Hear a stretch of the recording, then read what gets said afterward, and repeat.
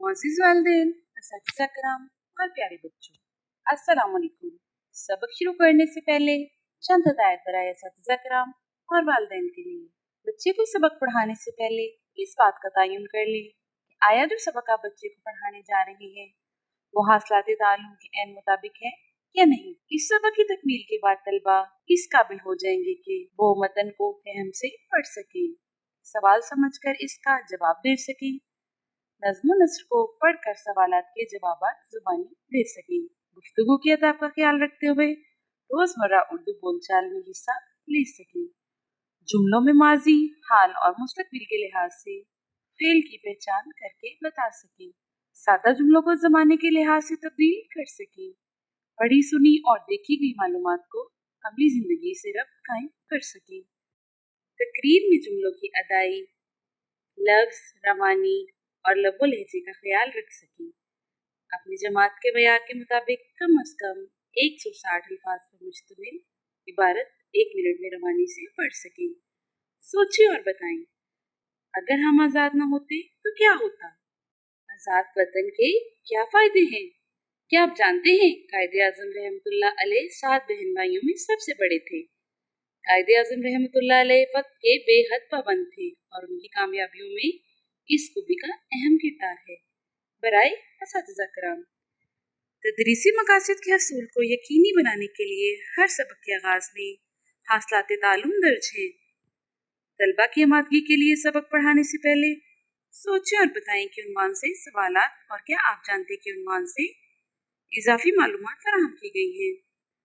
सबक की तफहीम को परखने और तलबा की तवज्जो बरकरार रखने के लिए मुतालिया के दौरान ठहरें और बताएं कि उन्वान से भी सवालात शामिल कर दिए गए हैं। अब चलते हैं अपने सबक की तरफ। आज का हमारा सबक है कायदे आज़म रहमतुल्लाह अलैह। पहले हम देखेंगे खास अल्फाज, ज़मीन, मजहब, कोशिश, तरस का, मज़ार। अब बढ़ते हैं अपने सबक की तरफ। रोज की तरह आज भी सबसे पहले आप मेरे साथ सबक पढ़ेंगे। शुरू करते हैं अपना सबक। हमारा प्यारा मुल्क पाकिस्तान कायदे आज़म रहमतुल्लाह अलैह ने आज़ाद कराया।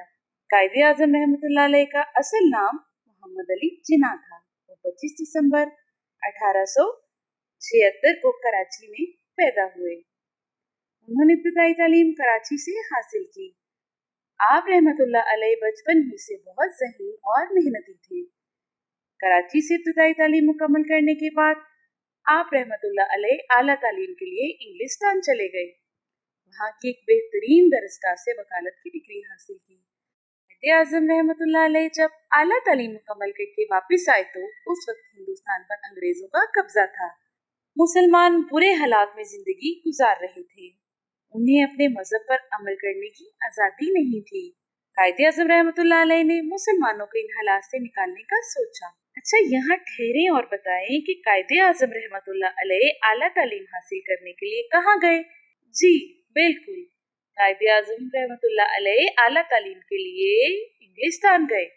अच्छा प्यारे बच्चों, ये बताइए कि पाकिस्तान कब वजूद में आया? इसका जवाब है पाकिस्तान 14 अगस्त 1947 को वजूद में आया।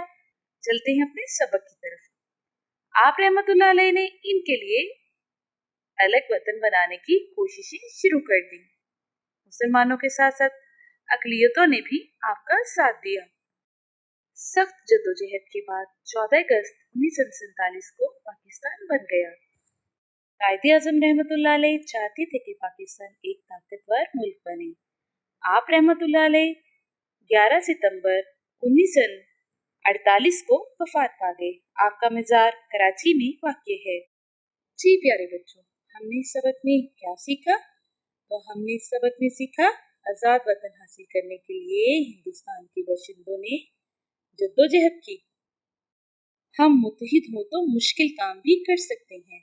जी प्यारे बच्चों, आपने इस सबक में देखा कि पाकिस्तान किस तरह से बना और कायदे आज़म रहमतुल्लाह अलैह ने किस तरह से पाकिस्तान बनने में हमारी मदद की और पाकिस्तान कब वजूद में आया। आज तो हमने इस सबक को पढ़ा। कल मिलते हैं इसकी मशक के साथ। اس وقت تک کے لیے مجھے اجازت دیں۔ اللہ حافظ۔